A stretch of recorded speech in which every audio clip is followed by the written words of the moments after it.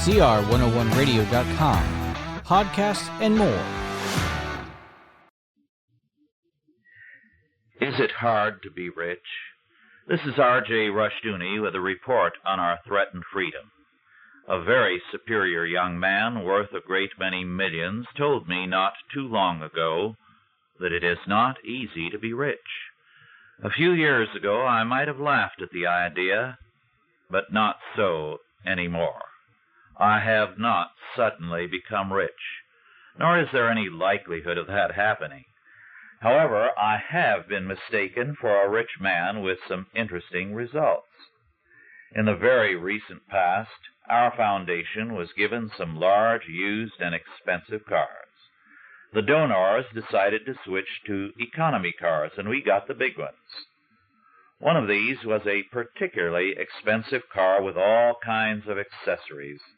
Driving it made me feel rich. Also, people took me for a rich man. Although all my life I have never personally been able to drive more than an old used car. The results were interesting, to say the least. As I stopped at a service station or pulled up at a motel or hotel, people were ready to talk, and they wanted to know what kind of work I was doing. On an impulse, I gave on different occasions 2 different answers, both true. On some occasions, I said I was a writer, which I am, the author of 30 or more books. At other times, I said that I am a minister, which is also true. The reactions were very different.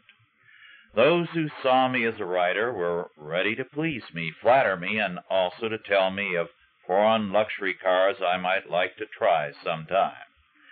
Those who saw me as a minister were immediately hostile and angry and very prone to nasty remarks.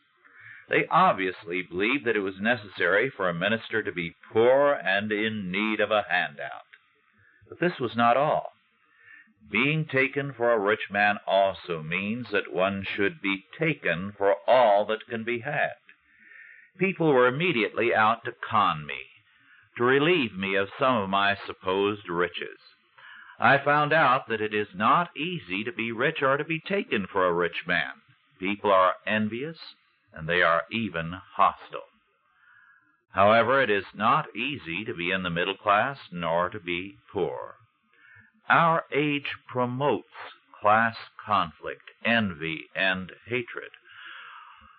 Whatever you are, someone resents you and is out to exploit you or to blame you for much of society's problems.